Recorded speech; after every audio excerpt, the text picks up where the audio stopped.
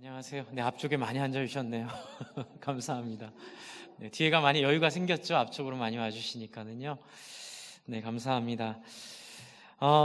지난주에 팔복을 제가 시작을 했는데 오늘이랑 다음 주까지 아마 하게 될 것 같습니다. 왜냐하면 제가 이렇게 말씀을 공부하다 보니까 팔복을 이해하면 굉장히 중요한 신앙의 핵심들이 여러 가지가 이해가 되는 것 같아요. 그래서 이번 주랑 다음 주까지, 지난주는 이 팔복 전체에 대한 말씀을 좀 드렸는데요. 기억나십니까? 만두 기억나세요? 네, 만두라고 말씀드렸죠. 큰 만두, 작은 만두, 샌드위치로 보셔도 되고요. 그래서 큰 만두는 뭐죠? 5장부터 이제 9장까지 있고요. 그리고 10장부터 나뉘는 거로 제가 큰 거로 말씀을 드렸고, 그 안에 5장에 있는 팔복이 작은 만두라고 그랬죠. 작은 만두는 뭐죠? 외피가 만두피죠. 그렇죠?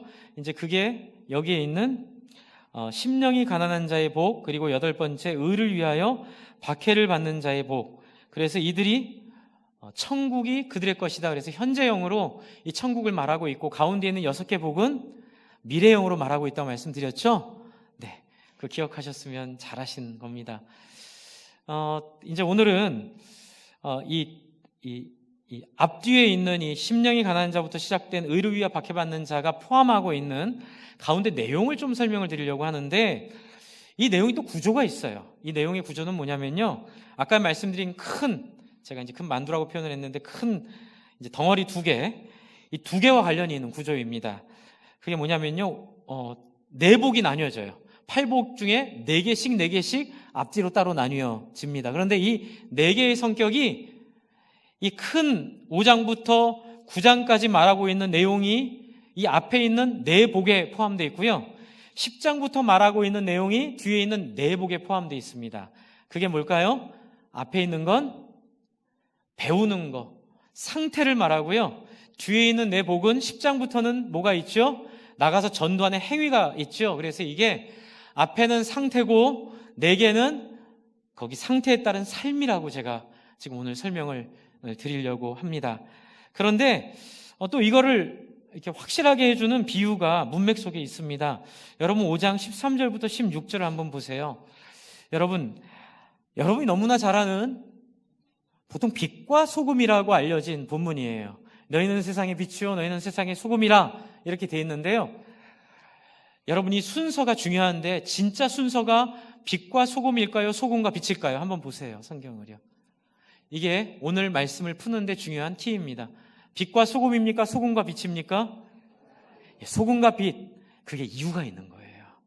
왜냐하면 저는 이렇게 확신하게 됐어요. 예수님이 말씀한 내용을 마태가 정리하면서, 마태는 이 팔복의 내용을 명확하게 이해했고, 그 팔복의 구조와 내용을 따라 소금과 빛의 비유를 준 걸, 예수님이 주신 걸 기억하고 기록한 거예요. 그러니까 소금과 빛의 비유는 팔복이 갖고 있는 4가지 성격의 다른 점들을 서로 보여주고 있어요. 소금은 뭘까요? 소금은 상태를 이야기합니다. 여러분, 9장까지 있는 이 예수님의 가르침을 보면 우리의 상태를 변화시키기 위해 예수님이 우리를 가르쳐 주세요. 상태가 변하기 전에는 행위가 나옵니까? 안 나옵니까? 나오지 않습니다. 마음이 바뀌지 않으면 실천이 나오지 않아요. 근데 우리는 이런 내용을 잘 모르면 자꾸 우리의 신앙이 이렇게 꼬인다고 말을 해야 되나요? 어디서 잘못됐는지 모르면서도 자꾸 신앙이 이렇게 무당처럼 가게 되고, 신앙이 자꾸 자본을 따라가게 되고, 신앙이 자꾸 탐욕을 따라가게 되는 경우가 생기는데, 그것은 바로 이 앞에 있는 소금의 문제를 해결하지 않고 빛의 문제만 하려고 했을 때 생기는 문제라고 저는 생각해요. 영향력을 주려고 하니까 빛이니까 영향을 줘야 되잖아요. 밑에 보시면 16절을 한번 보세요. 빛이 뭔지요? 이같이 너희 빛이 사람한테 어떻게 해요? 비치게 하라 그러잖아요. 너희 착한 행실을 보게 하라 그러잖아요. 그러니까 이 어떤 섬김과 우리가 신앙인으로 살아야 되는 삶의 모습을 하라고 하는데, 이 소금이 없이 빛으로만 가면 문제가 생긴다는 거죠. 그래서 여러분, 오늘 이 말씀이 중요합니다. 여러분 정말 그리스도인인지를 앞에 있는 이 4가지 복, 상태를 보여주는 소금입니다. 너희는 짜야 된다. 짜지 않으면 땅에 버리워 조롱당하고 버림당하게 된다. 여러분, 지금 한국교회가 겪고 있는 어려움이 이 어려움 아닙니까? 지난주에도 PD 수첩에서 이렇게 어떤 교회 문제를 가지고 이렇게 드러났는데, 이제 저도 잘 아는 분입니다. 저희 대학 다닐 때 저희 학교에도. 근데 이제 그분이 세계에서 설교를 제일 잘한다고 막 이렇게 신학교 교수님들이 칭찬하시고 그러셨거든요. 근데 나중에 너무 슬픈 얘기가 있어요. 알고 봤더니 미국에 있는 몽고메리, 몽고메리라는 분의 책을 다 베껴가지고 설교하신 거예요. 한 20년을. 그러니까 한국 최고의 설교죠. 왜냐하면 그 몽고메리라는 분이 미국 최고의 설교가니까는요. 그런데 그 시절에는 영어를 못하니까, 여러분 그런 분 꽤 있습니다. 네. 저도 나중에는 이제 좀 상처가 되더라고요. 은혜 받았는데. 근데 거기에 개의치 않으려고요. 저는 몽고메리의 설교에 은혜 받았습니다. 저는 W. 워런스 비의 설교에 은혜 받았습니다. 이 얘기는 나중에 찾아보시면 무슨 얘기인 줄 압니다. 네, 그분들의 복음은 진짜 복음이에요. 근데 문제는 뭐냐면 뭔가 해야 되니까, 뭔가 압박이 오니까 목사님들이 앞에 있는 4가지 복을 충분하게 소화하고 소금이 되지 않은 상태로 뒤에 있는 빛의 행위를 하려고 하니 무리가 생기는 거예요. 그래서 교회에서는 헌금을 많이 걷어서 교회 교세가 커져지려면, 제가 지난주에도 그런 얘기 듣고 너무 가슴이 아픈 거예요. 신도시로 가서 무리하게 땅을 사서 건물을 지면 거기에 사람들이 온다. 그리고 거기까지는 괜찮았어요. 근데 진짜 어느 교회가 그렇게 해서 됐더라. 너무 이게 슬픈 거예요. 근데 수단과 방법을 가리지 않고 그렇게 해서 영향력만 미치면 된다는 생각이 지금 예수님께서 하신 소금과 빛 중에 소금은 놓쳐버리고 빛만 생각하다 보니까 생긴 부작용이라는 거죠. 그러나 여러분, 오늘 팔복의 내용을 보면 앞에 있는 이 소금이 존재하지 않으면 빛은 가짜 빛이 되고 맙니다. 그 빛은 이루어질 수가 없습니다. 그 빛은 거짓이 됩니다. 그래서 이 팔복을 설교한 마틴 로이드 존스라는 영국의 굉장히 제가 존경하고, 화종보 목사님 제가 좋아하는데, 제가 좋아하는 화 목사님도 굉장히 좋아하는, 그리고 지난번에 왔던 정군두 목사님은 사실 그분을 연구해서 한국에 굉장히 큰 영향력을 줬는데, 이제 그런 분들은 마틴 로이드 존스를 소개한 거죠. 이 마틴 로이드 존스 목사님이 팔복을 이렇게 설명을 하시더라고요. 팔복의 내용은 우리가 참된 그리스도인의 길을 가고 있는지 아닌지를 가름하게 하는, 마치 리트머스 시험지와 같은 판별력을 우리에게 준다. 그러니까는 우리가 아무리 예수를 잘 믿고 신앙생활을 열심히 하더라도 이 팔복이 보여주고 있는 이 내용에 우리가 들어와 있지 않으면 지금이라도 팔복의 내용으로 돌아와 하나님 앞에 매달려야만 된다. 왜요? 예수님도 그런 얘기 하셨죠. 마지막 날에 사람들이 주여 주여, 내가 주의 이름으로 귀신도 내쫓고 주의 이름으로 교회도 개척하고 주의 이름으로 큰 교회도 이루었는데 왜 나를 모른다 하십니까? 근데 예수님 뭐라고 말씀하시죠? 이 불의를 저지른 자들아, 내게서 떠나라. 나는 너희를 알지 못한다. 누구든지 하나님의 무엇대로요? 뜻대로 산 자만이 천국에 들어갈 수 있다, 이렇게 말씀하시는 내용을 보게 됩니다. 사도 바울도 그렇게 얘기하죠. 내가 이미 이루었다 함도 아니요, 이미 끝냈다 함도 아니라 내가 아직 이루지 못한 어떤 것을 향하여, 표대를 향하여 끝까지 달려가노라. 오히려 내가 가르치면서 버림을 당할까 두려워하노라. 이미와 아직이 있는, 이미 천국에 살고 있지만 아직 천국에 가지 않은 이 긴장이, 여러분 바로 이 팔복에 담겨 있는 우리를 향하여 우리는 어떤 신앙인인지, 제가 지난주에도 말씀드렸지만 여러분 이 자리에 앉아있는 걸 헛되게 만들고 싶지 않습니다. 제가 여러분 섬기는 한은 여러분의 인생에 정말로 헛된 노력과 헛된 신앙생활을 통해서 여러분의 인생의 마지막 날에 나는 너희를 알지 못한다, 도무지 알지 못한다, 불의를 행한 자들아 나를 떠나라 라는 말을 듣게 하고 싶지 않습니다. 여러분, 오늘 이 말씀을 통하여 저와 여러분을 돌아봤으면 좋겠습니다. 틀림없이 이 안에 다 있습니다. 먼저 지난주에 말씀드렸던, 여기서 이제 재밌는 거 먼저 얘기하고 시작할게요. 2대 6입니다. 2대 8 가름마가 아니라 2대 6입니다. 꼭 이거 기억하십시오. 2대 6, 뭐가 2대 6이죠? 현재 천국을 누리는 게 2, 그리고 앞으로 누릴 천국이 6이 팔복의 내용입니다. 팔복에는 너희가 천국을 누린다가 2, 앞으로 누릴 것이다가 6입니다. 여러분, 너무 이 땅에 소망을 두고 살지 마십시오. 이게 팔복의 시작입니다. 여러분, 이 땅에서 너무 많은 성공과 이 땅에서 너무 많은 성취와 이 땅에서 너무 많은 그 어떤 평안을 자꾸 강구하지 마십시오. 그냥 20%만 누리면 된다고 생각해 주셨으면 좋겠습니다. 목사님, 저는 이 땅에서 이 정도 꿈이 있는데 하나님께 기도하면 이 정도 꿈을 이루어 주실 거예요. 아니요. 그 꿈 안 이루어 줄 수도 있어요. 하지만 중요한 것은 여러분이 생전 경험하지 못한 하나님의 다른 나라를 경험하게 하실 것입니다. 여러분, 이것에 대한 열린 마음이 있어야 됩니다. 여러분들이 목사님, 전 이거는 포기할 수가 없어요.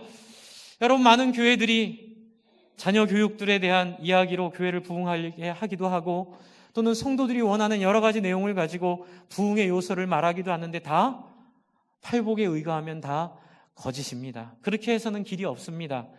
자녀들 이 교회 오면은 미국 유학 보내주고, 자녀들 이 교회 오면은 이렇게 가장 이 세상에서 탁월한 사람들이 되도록 만들어주는 그런 약속 가지고 교회 이루어지지 않습니다.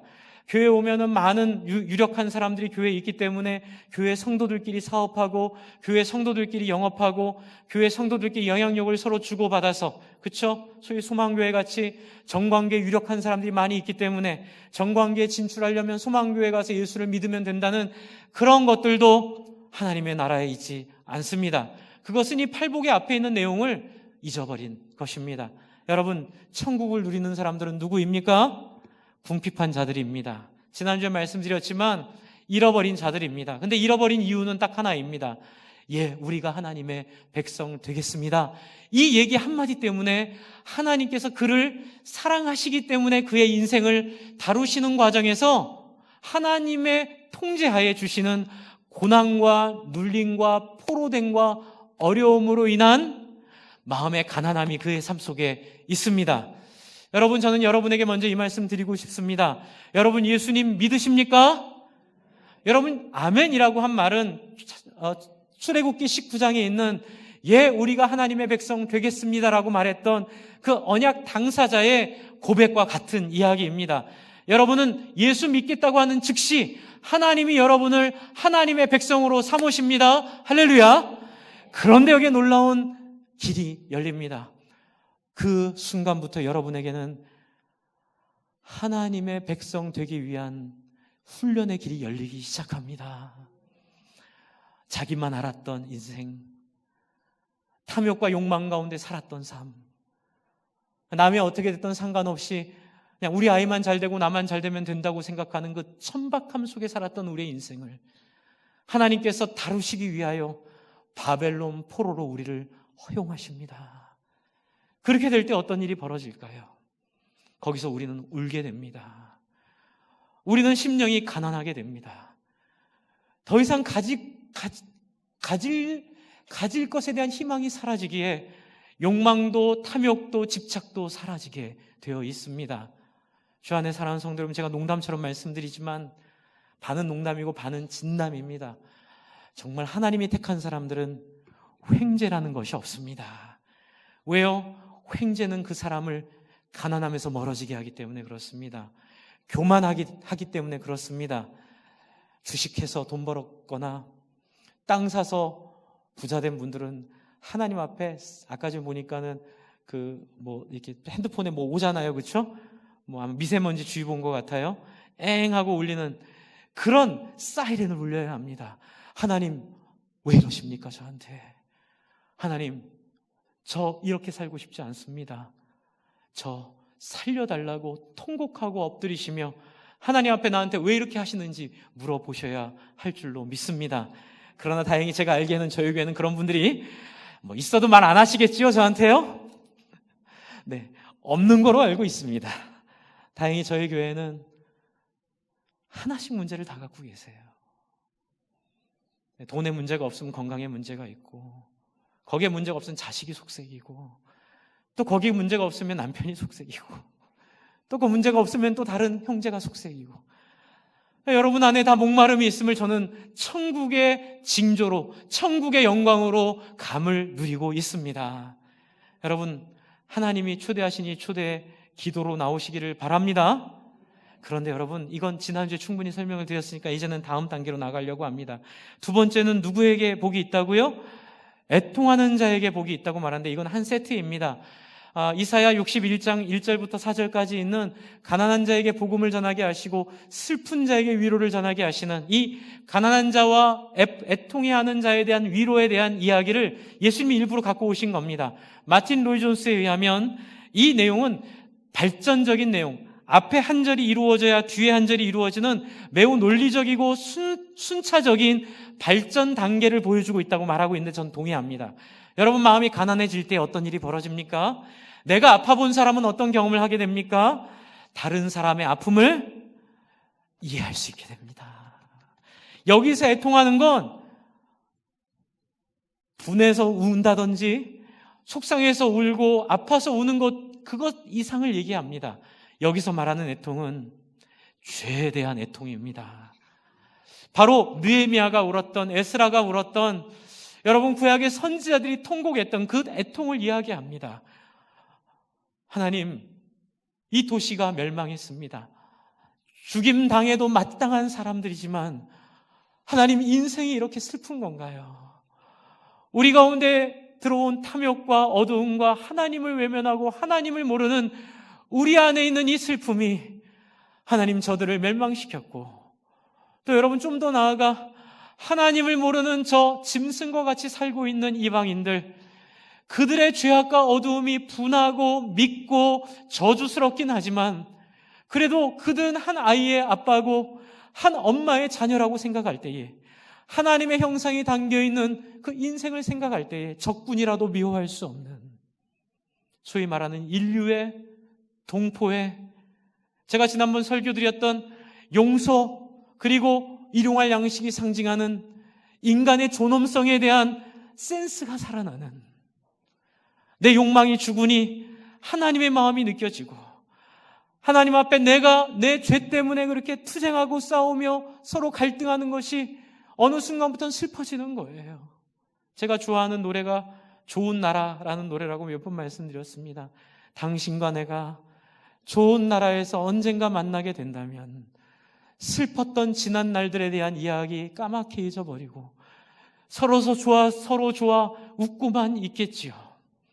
여러분, 이 땅에서는 자기의 이해관계를 따라 일용할 양식에 대한 불안함 때문에 서로 믿지 못하고 서로 갈등해서 무기를 만들고 서로 죽이고 죽으면서 그렇게 비참하게 살아온 인류에 대한 통곡이 바로 이 애통하는 자의 마음속에 있는 통곡이라는 겁니다. 주 안에 사랑하는 성도 여러분, 하나님이 여러분에게 아픔을, 슬픔을, 눈물을 경험하게 하신 이유는 무엇입니까? 여러분, 그것은 바로 여러분을 사용하시려는 이유라고 믿습니다. 여러분, 저는 97년부터 2005년까지, 참 2003년까지죠, 불같은 시간을 지냈던 기억이 있습니다. 어머님 말씀드린 것처럼 불행하게 돌아가셨고, 정말로 제가 그때 그 생각했습니다. 이렇게 끔찍한 부모의 죽음을 도대체 얼마나 더 경험을 해야 이 정도 경험을 더 할 수 있을까? 뭐 더한 경험도 있더라고요. 그런데 제가 경험했던 그 끔찍한 어머님의 죽음, 그리고 아버님의 그 투병과 그 빚쟁이들한테 쫓겼던 그 경험들, 집에 돈이 한 푼도 없고 갚아야 될 빚이 너무나 많아 있었던 그 절망스러운 기억들. 그래서 제가 가끔 제 아내한테 그 얘기하죠. 제가 가끔 그 생각합니다. 그때 이제 엄마 이렇게 정신 이상이 와서 막 빚은 빚대로 쌓이고 IMF 때문에, 그리고 아들 둘은 다 외국에서 돈이 너무 비싸지니까 공부 포기하고 들어와서 멀쩡한 아들 둘이 무직으로 이렇게 이제 집에 있는 시기가 좀 있었습니다. 이제 그 시기에 이제 그러다 다시 전 영국 갔다 다시 오긴 했지만, 그런 시기에 어머님도 울고 아버님도 한숨만 쉬시고, 저는 믿어요. 왜 못 믿어요? 하나님 우리 사랑하세요 라고 당당하게 말은 했지만, 여러분 중문 아세요? 중문, 아파트 중문? 중문을 여름에 엄마한테 격려하고 나오지만 중문을 닫고 그 철문을 열 수 없어서 중문과 철문 사이에 철퍼덕 주저앉아서 끊임없는 통곡을 했던 기억이 있습니다. 한 30분 울었던 것 같습니다. 그 기억이 저한테 잊혀지지 않습니다. 하나님, 도무지 소망이 없습니다. 아무도 도움을 받을 사람이 없습니다. 누구한테 가서 말할 사람도 없습니다. 그때 분위기는 그래서 동사무고서 하면 그냥 사람들이 그냥 지금 같지 않았죠. 지금은 그래도 막 분위기가 좋은데 그때는 그냥 네 문제 네가 알아서 해결해 뭐 이런 분위기였죠. 누구한테도 말할 수 없는 그 끔찍하고 비참한 상황. 30분 울면서 하나님 어떡할까요? 그러나 그 경험을 지내고 하나님이 하나씩 하나씩 회복시키는 인생을 경험하며 어느덧 결혼해서 아이 셋을 같이 데리고 누리는 그 순간에 문득문득 그 중문과 철문 사이의 30분이 기억이 납니다. 신실하신 하나님, 이런 인생이 없을 인생이었는데 하나님이 회복시킨 그 기억들을 기억하며 그 30분을 기억하는데 놀라운 것은 여러분 그 경험이 성도들을 이해하고 성도들을 섬기고 다른 분들의 마음을 아픔을 같이 공감하는 데 놀라운 능력이 됨을 경험하게 됩니다. 만약 그런 경험이 없다면 내가 다른 사람들의 마음을 어떻게 이해할 수 있을까? 만약 그런 경험이 없다면 다른 사람의 그 끔찍함을 어떻게 내가 안아줄 수 있을까? 한 번은 전에 교회에서 제 어머님이 어떻게 비참하게 돌아가셨는지 설교 중에 얘기를 했는데 한 2달 정도 이유를 알 수 없는 디프레스에 빠진 이렇게 침태에 빠진 참 신앙이 좋았던 집사님이셨는데 기도도 안 하시고 얼굴은 늘 부어 계시고 늘 멍한 모습으로 다니시는 그분 무슨 일이 있긴 한데 도무지 이해할 수 없는 그 상황 가운데 있던 집사님이 예배 끝나고 제 방으로 찾아오셔서 목사님 사실은 제 동생도 그렇게 죽었습니다. 2달 전에. 이해할 수 없는 하나님 정말 신앙 좋고 아름다운 분이신데 정말 하나님 앞에 잘못한 거 하나도 없는데 내 인생에 찾아올 거라 생각지 않은 불행이 나를 찾아오는 것을 소화가 안 돼 견딜 수 없어 하고 있는 그 순간에 하나님이 사랑하는 목사님도 그런 경험을 허용하셨구나라는 그 말이 그렇게 힘이 되었다고 하시더라고요. 제가 말씀드려서 그래요 집사님, 하나님이 그래도 사랑하세요. 하나님이 그래도 함께 하세요. 저는 믿습니다. 여러분, 우리가 애통할 수 있는 이유는 하나님을 믿기 때문입니다. 왜요? 우리 안에 있는 수많은 갈등과 전쟁과 미움과 죽음과 고통과 아픔과 그런 절망들은 여러분 하나님이 없다면 아비규환으로 끝나고 말겠지만 저는 제 인생에 있는 그 어떤 어려움이 찾아와도 하나님의 최선임을 믿기로 했습니다. 두려워하지 않기로 했습니다. 이 땅에서의 삶은 2대 6입니다. 이 땅에서의 삶은 2입니다. 그러므로 이 땅에서 좀 불행한 거 괜찮습니다. 이 땅에서 좀 얻지 못하는 것 괜찮습니다. 좀 일찍 죽는 거 괜찮습니다. 별로 그렇게 큰 문제 아닙니다. 하지만 이 땅에서 그 2의 천국을 누리다 죽을 때에 우리가 소망하는 6의 천국의 소망으로 우리의 삶을 3배 이상으로 풍성하게 채울 하나님을 믿게 되었습니다. 하나님의 최선을 믿으십시오. 하나님이 여러분에게 최선을 다하여 여러분의 일하는 어떤 일도 하나님의 허용 없이 일어나지 않습니다. 그는 여러분이 감당할 수 없는 시험은 주지 않으시고 시험 당할 때에 감당할 마음을 주사 여러분을 능히 그 시험에서 벗어나게 할 하나님을 믿으셔 여러분의 인생 속에 찾아오는 그 기회를, 그 절망의 순간을 그 어두운 방에 틀어앉아 낭비하고 소비하지 말고 이 예배의 자리에 나와 하나님께 엎드리고 새벽에 나와 하나님께 여쭈어보고 하나님의 얼굴을 구함으로써 여러분의 인생을 애통하는 자의 자리로 초대하는 하나님의 놀라운 기회로 삼으시기를 바랍니다. 여러분, 어제 그제는 100주년 3.1절이었습니다. 여러분이 3월 1일 3.1절의 의의가 무엇입니까? 단순히 일본에 저항한 것입니까? 그렇지 않습니다. 3.1절이 위대한 이유는, 3.1절이 정말로 기독교적으로 의미가 있는 이유는 3.1절 독립선언서에 담긴 내용이 바로 오늘 우리가 읽고 있는 이 팔복의 내용을 담고 있기 때문에 그렇습니다. 그 팔복의 내용 중에 하나를 제가 읽어드리겠습니다. 우리는, 이게 독립선언서입니다. 우리는 이에 조선이 독립국인과 조선인이 자주민임을 선언한다.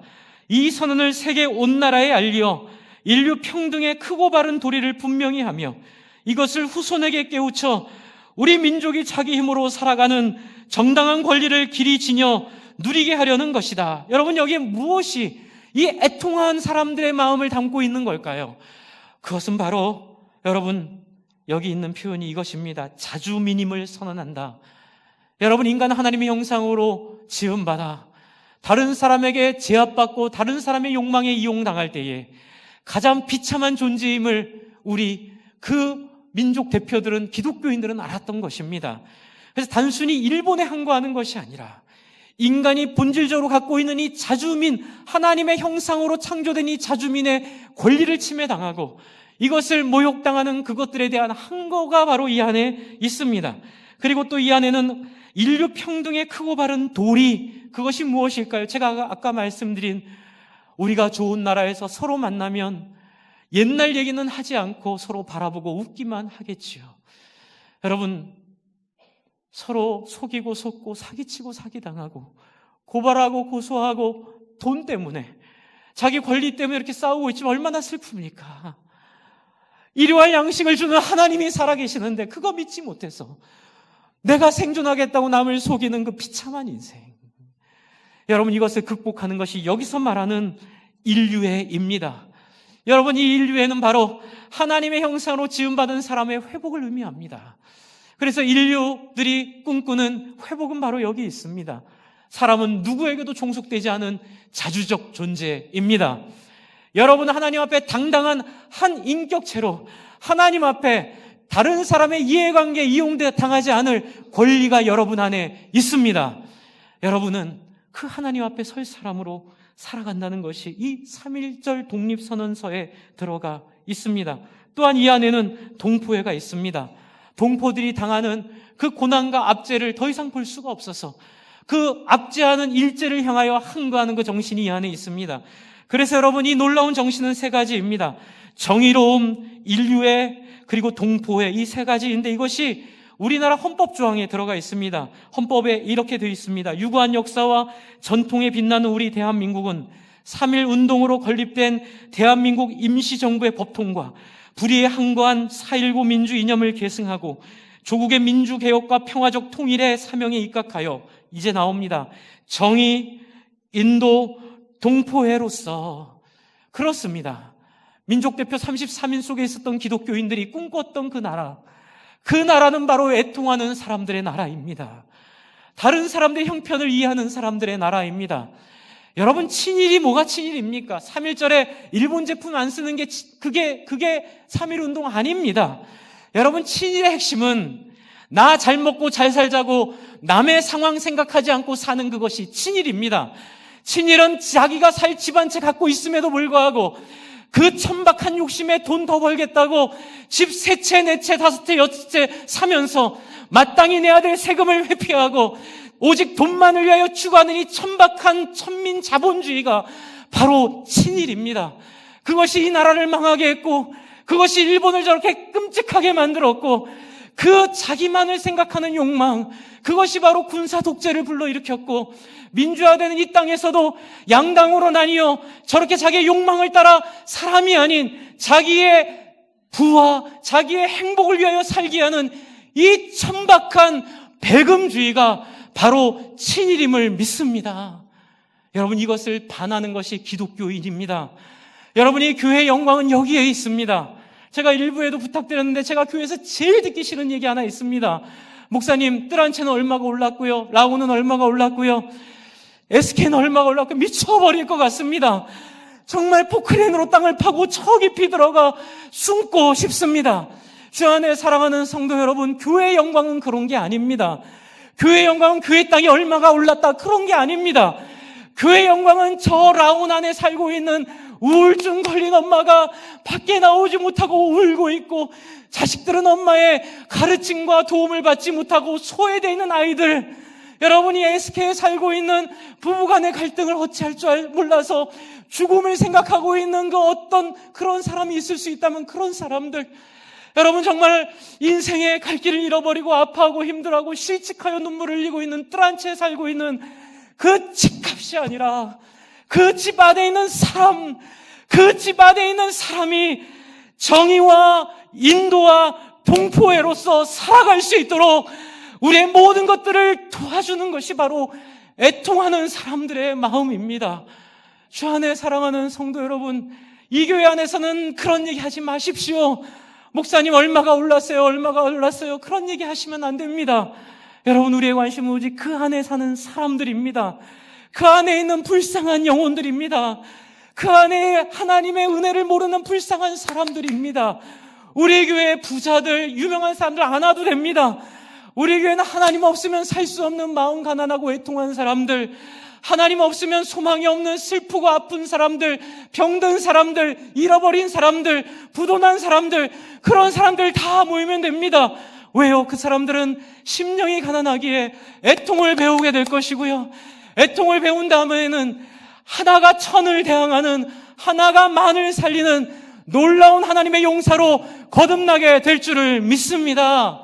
여러분, 이것이 우리가 꿈꾸는 교회입니다. 이것이 우리가 믿는 예수 그리스도의 복음입니다.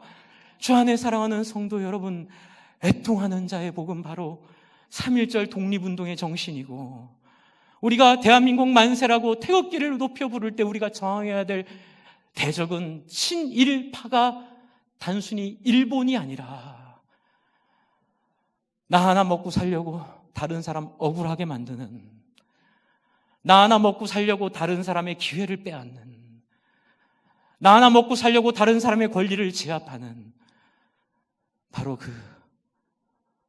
그 죄인의 모습임을 기억하시기 바랍니다. 너무 슬프잖아요.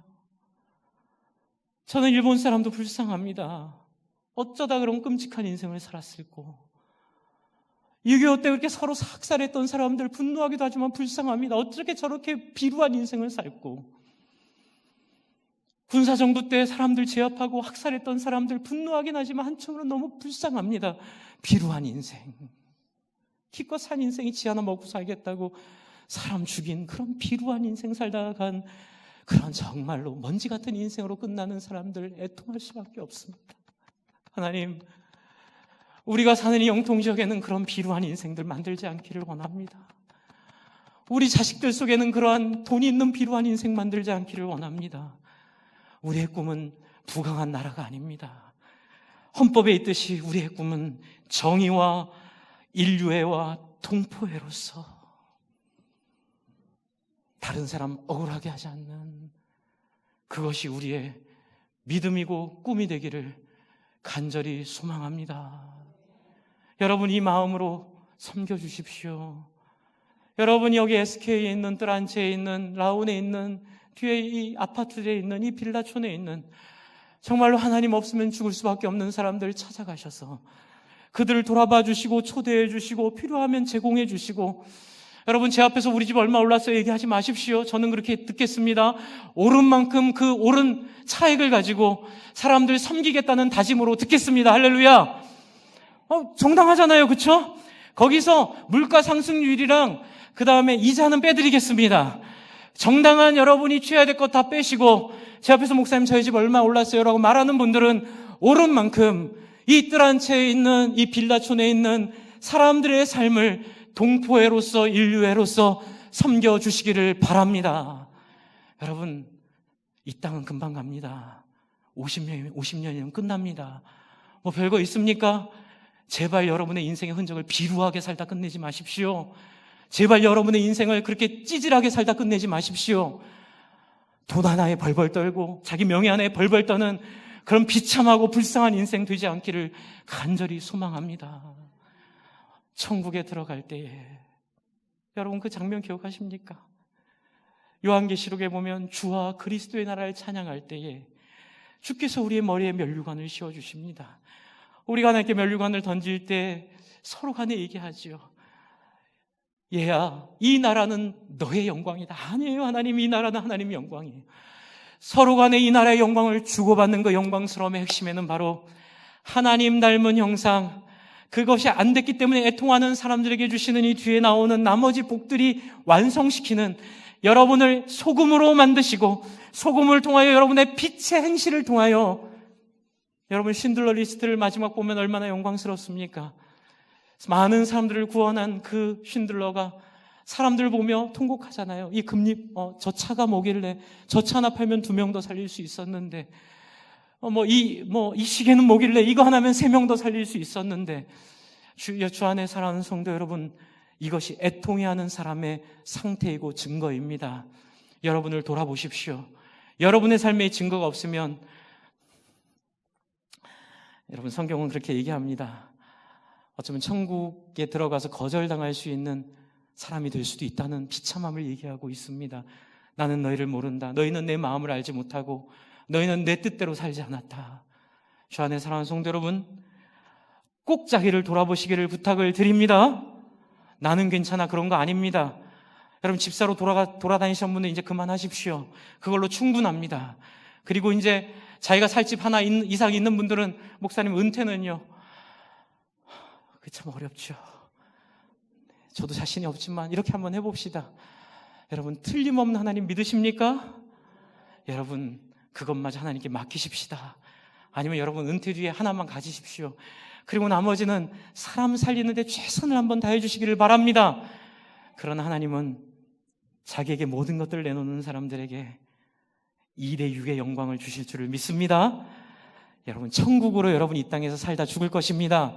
여러분 죽을 때 사람들이 저 사람은 집을 한 채 사는데 10배가 오른 인생을 살았어, 이렇게 부러워하지 않고, 저 사람은 10명을 살렸어, 저 인생을 10명의 인생에 빛을 줬어, 저 인생은 100명을 살렸어, 사람들이 그리는 사람으로 살다 죽기를 바랍니다. 그렇게 된 사람들에게 어떤 변화가 있을까요? 여러분, 5절입니다. 여러분, 이 팔복을 이해하게 될 때 제일 헷갈리는 게 이 5절입니다. 이게 상태를 말할 때에 이게 우리를 헷갈리게 하는 거예요. 온유함을 우리가 오해하죠. 온유함이 뭐라고 생각하죠? 온유함이 이렇게 부드럽고 뭐 이렇게 부드럽게 하고 이런 거라고 자꾸 착각하는데, 온유함은 좀 더 깊은 얘기입니다. 온유함의 정의는 이렇습니다. 제가 주보글에도 썼지만 한번 따라해 주십시오. 억압으로 인해 아무것도 가지지 못한 상태입니다.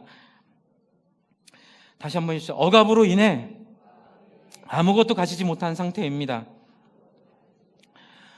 자기가 내놓은 게 아니고요, 그냥 압제 가운데 억울함을 당하고 있는 사람의 상태를 기본으로 합니다, 온유는요. 근데 그 온유가 왜 영광스럽냐면요, 압제당하고 있는데, 억울하고 있는데, 한 번만 더 따라해주세요. 그러나 겸손히, 한번 따라해주세요. 그러나 겸손히 하나님을 신뢰함으로 품위 있게 삽니다. 이 온유는 뭐냐면요, 힘이 있는데 사용하지 않는 것. 온유는 억울하지만 그 억울함을 받아내는 것. 그 누구의 인생일까요? 예수님의 인생입니다. 여러분, 예수님은 딱 한마디로 예수님 인생을 정의할 수 있습니다. 다른 사람의 선택에 의해 끌려다닌 인생입니다. 다른 사람의 필요에 의해 자기의 모든 필요를 포기한 인생입니다. 여러분, 예수님 어떤 방향이 있어 목표를 따라 쫙 간 것보다는 힘들고 어렵고 고통받는 사람들을 그냥 찾아다니셨고, 그들이 원하면 그 자리에 함께 있으셨고, 그들이 원하면 그들을 고쳐주셨고, 그들이 원하지 않으면 떠나셨습니다. 멱살 잡고 왜 날 안 믿어, 이런 거 아니셨어요. 여러분, 온유는 자기 포기입니다. 자기가 버려지는 것입니다. 자기 주장이 내려놓는 것입니다. 자기 영향력을 버리려고 하는 것입니다. 제가 사실 이 설교 준비하면서 정말 힘들었습니다. 왜요? 준비하면 준비할수록 저는 온유한 사람이 아닌 거예요. 저는 우리 성도님들이 저한테 온유하다고 가끔 몇 분이 얘기해 주셔서 정말 제가 이렇게 속이는 것 같은 느낌이 들어서 마음이 찔린 건 있었는데, 이 설교를 준비하면서 더 제가 절실하게 느끼는 건 저는 온유하지 않아요. 부드럽게 말은 할지 몰라도, 제가 어떻게 이렇게 성도님들을 좀 잘 대하려고 할지 태도는 어떨지 몰라도, 저는 요번에 확실히 알았습니다. 하나님, 저는 여기서 딱 막히는 거예요. 하나님, 저는 온유하지 않습니다. 왜냐하면 제 아내를 너무 많이 이겨먹으려고 그래요. 제가 그게 너무 가슴이 아파. 어제 가서 살짝 용서를 구했습니다. 그랬더니 제 아내 너무 좋아하고 맞다고 맞장구 쳐주는데, 굉장히 마음이 이상했습니다. 내가 헛살았구나, 잘못 살았구나, 죄송합니다. 저는 제가 너무 강합니다. 근데 그걸 제가 신앙이라고 포장하고 산 것 같아요. 정의와 옳음을 저는 막 이렇게 옳다고 믿고 살았는데, 그게 저와 관련될 때도 정의라고 누명을 그렇게 씌우고, 정의 때문에 내가 이게 주장하는 거지 나 때문에 주장하는 게 아니야라고 저를 속였던 것 같아요. 그런데 이 온유를 공부하면서 제가 하나님 앞에 처절하게 고백할 수밖에 없는 건 하나님 다시 온유를 배우겠습니다. 여러분, 온유는 끌려다니는 인생입니다. 여러분, 사람들의 필요에 끌려다니는 인생입니다. 목사님, 그렇게 살면 인생이 비참해지지 않을까요? 그러니 여기에 뭐가 있죠? 믿음이 있습니다. 신실하신 하나님, 뭐가 없어요? 실수가 없으신 좋으신 나의 주. 저는 이 찬양 너무 좋아해요. 주 안에 사랑하는 성도 여러분, 예수 따라 살 때에 틀림없고 신실하신 하나님이 여러분의 인생을 빛난 인생으로 인도하실 줄을 믿으시기 바랍니다. 여러분의 염려 따라 살게 되면 비참해질 것입니다. 여러분의 주관 따라 살게 되면 실패하게 될 것입니다.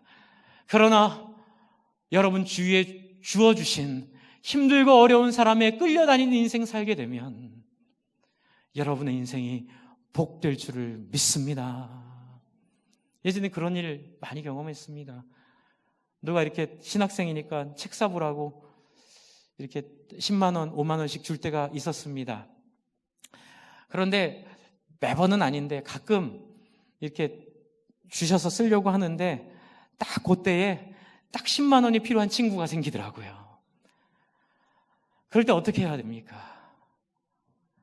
이게 되게 힘든 겁니다. 아시죠? 저도 이렇게 받았는데 저도 힘든데 저보다 보니까 더 힘든 친구가 마침 저한테 그게 알려졌어요. 그냥 이유가 없습니다. 하나님의 인도입니다. 그냥 흘려보내는 겁니다. 그냥 이렇게 흘려보내는 인생을 살아가는 것. 그런데 놀라운 것은 하나님이 때마다 시마다 제 인생을 인도하실 때마다, 우리 교회 청빙됐을 때도 하나님 어떻게 이렇게 불가능한 일을 저한테 주세요 라고 하나님을 쳐다보면 하나님이 씩 웃으면서 윙크하며 얘기하십니다.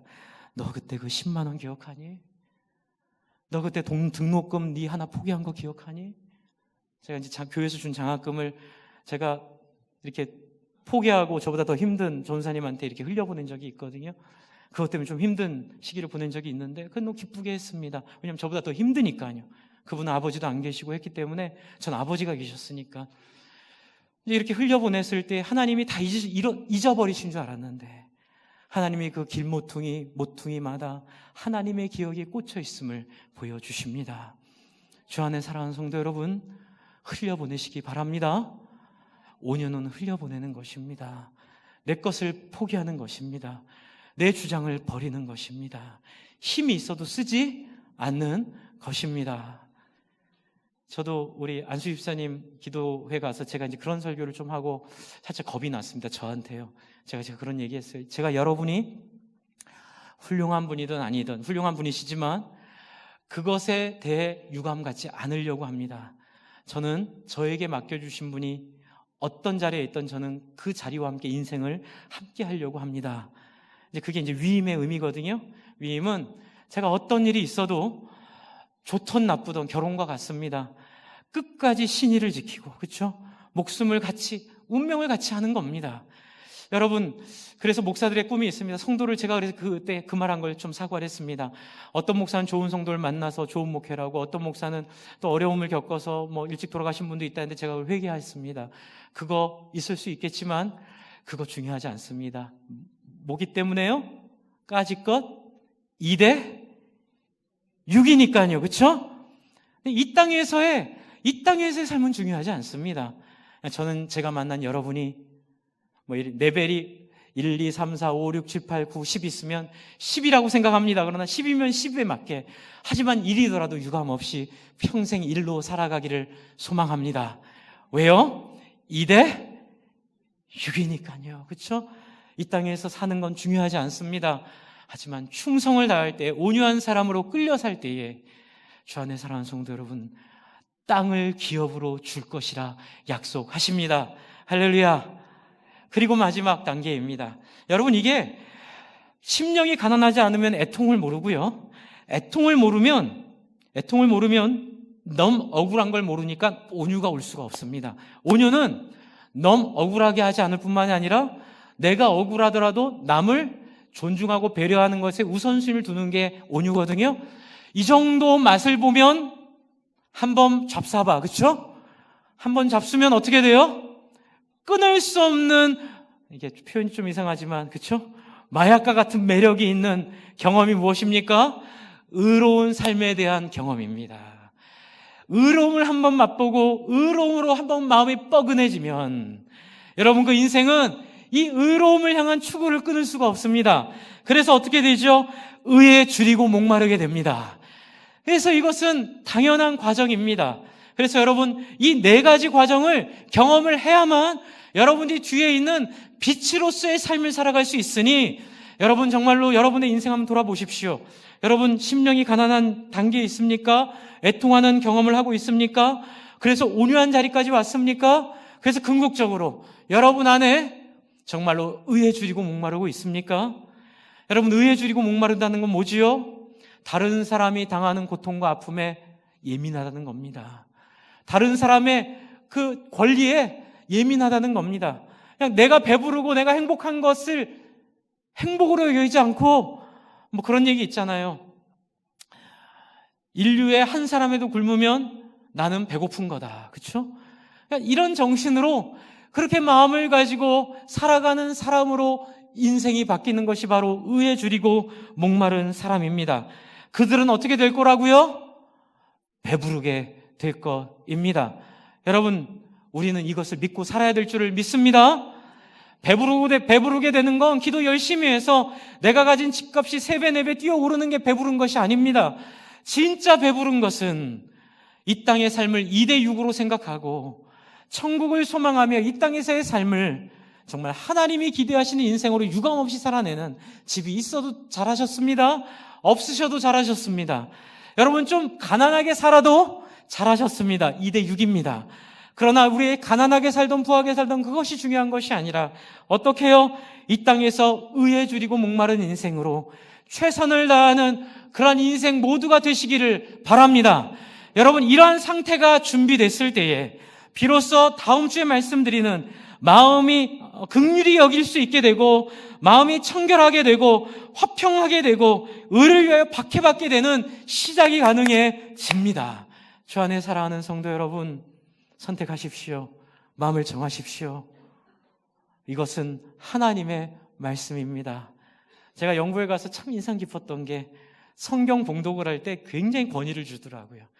그 집사나 장로 한 분이 이렇게 거기는 이렇게 강대상이 있고 또 성경을 읽는 높은 강대상이 있었는데 제가 정확히 모르겠는데 성경을 낭독하는 분들이 딱 성경을 가서 딱 이렇게 얘기하고 성경을 읽습니다. 이것은 하나님의 말씀입니다. 딱 이렇게 선언하고 성경을 읽는데 마음의 은혜가 확 오더라고요. 제가 여러분께 말씀드리겠습니다. 목사님마다 얘기가 다르고 어떤 목사님 또 그렇게 얘기하는 사람도 있으니 그냥 목사님 참고만 할게요. 그러지 말아주시기를 부탁드립니다. 여러분 이것은 제 말이 아니라 정말로 제가 최선을 다하여 연구해서 확신하고 있는 바로 그 하나님의 말씀입니다. 이 말씀을 심각하게 들으시고 고민하시고 기도하시며 여러분 안에 심령의 가난함이 없으면 여러분 말씀을 통하여 아브라함을 통해 야곱을 통해 이삭을 통해 그들의 경험을 간접 체험해서라도 심령의 가난함을 배우시기를 바랍니다. 또한 여러분의 인생에 갖고 있는 고민과 어려움과 아픔과 고통이 있다면 그 고통을 그 사실로 만드시기를 바랍니다. 그리고 조심스럽긴 한데 그런 고통이 없다면 여러분 하나님 앞에 눈물을 뿌리며 달려오셔야 됩니다. 하나님 나한테 왜 이러십니까? 난 심령의 가난함도 없는데 삶의 문제도 없습니다. 하나님 이렇게 저를 대하시면 안 됩니다. 저 마음 가난하게 해주세요 라고 여러분 한편으로는 그런 기도도 필요할 줄을 믿습니다. 문제없게 해달라는 기도가 아니라 하나님 마음 가난하도록 뭐라도 하나 만들어주세요. 제가 말을 안 들으면 저를 다리를 부러뜨려서라도 심령이 가난한 자로 저를 만들어 달라는 간곡한 기도의 통곡의 자리들이 우리의 모든 예배 가운데 우리의 모든 자리 가운데 넘치기를 바랍니다. 여러분 같이 기도할 때에 여러분을 돌아보십시오. 하나님, 제 안에는 이 심령의 가난함이, 애통해함이, 온유함이, 의에 줄이고 목마름이 하나님 없습니다. 하나님 아버지 또한 주시니 감사합니다. 하나님, 그러나 온유하지 않습니다. 하나님, 저를 불쌍히 여겨달라고, 저를 긍휼히 여겨달라고, 하나님 나에게 임하여 달라고, 그래서 기어이 심령의 가난함과 애통함을 경험하게 해달라고, 여러분 이 시간 간절하게 하나님 앞에 매달리며 함께 기도하겠습니다.